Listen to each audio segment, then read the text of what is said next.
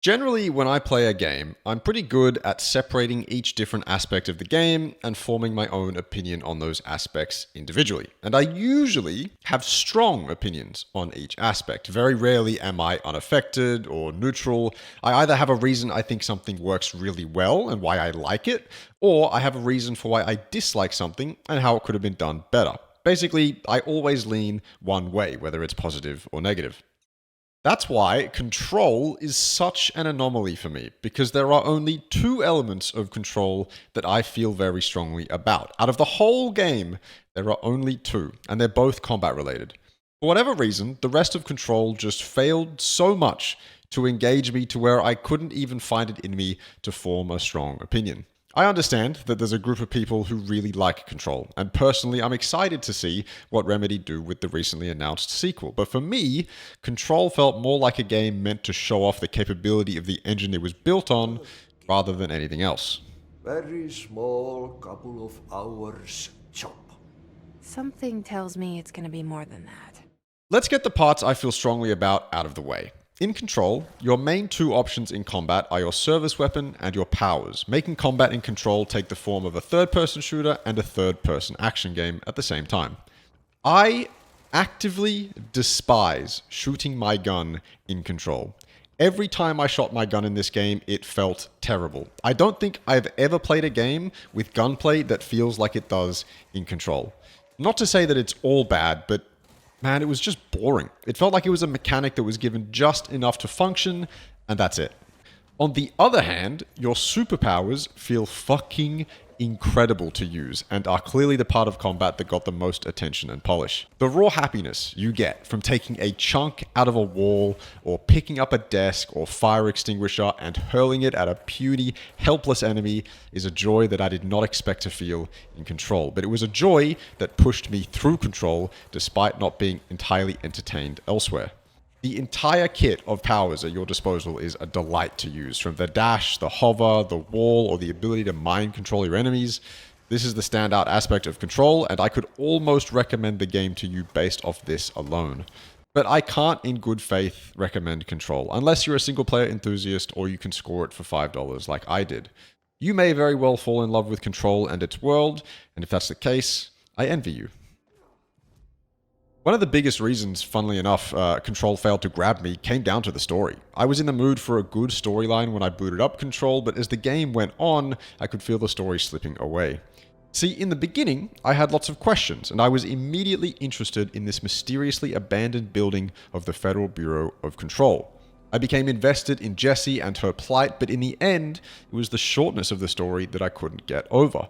I wanted to know more about Jessie and her brother. I wanted to know more about how their story connected to this world. I wanted to know more about what was going on with Jessie.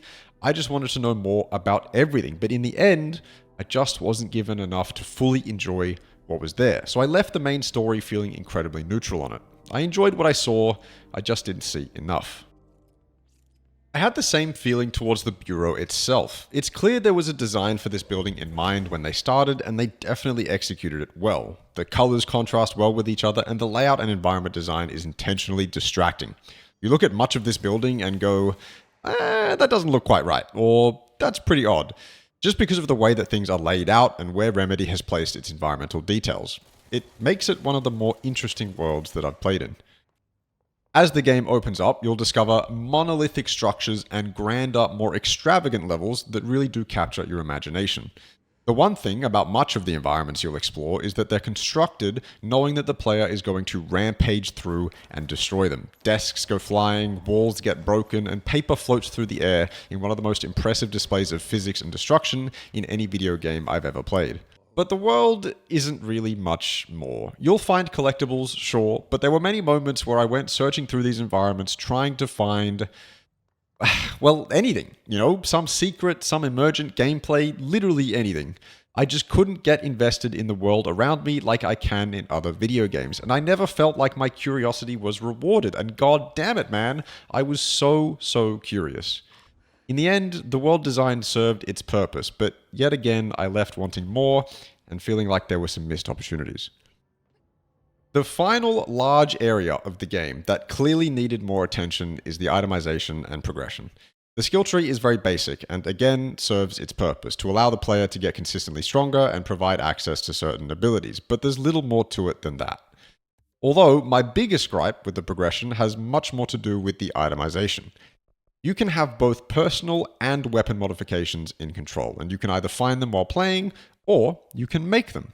Except the system required to make them is one of those systems where you spend resources to make a certain mod of X level, and it's random, and you just kind of hope it's useful when you get it. Yeah, the system works, but it feels really, really tacky.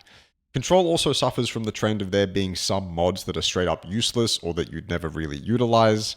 Again, it works, I'm just not in any way excited to engage with it, and that's the real problem. It's not a system that makes me use my brain, and therefore it became a non-factor in my enjoyment.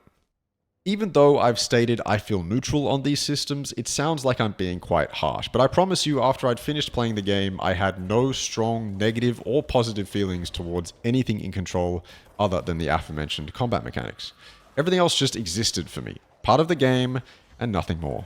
I came out of Control genuinely wondering if this is a game that was meant to be an engine showcase, and that's not ideal, I suppose. This may sound wild, but at the end of the day, I did enjoy my time with Control. Just because I felt nothing towards some of the game doesn't mean it was bad. By all accounts, Control is a good game, and many people love it.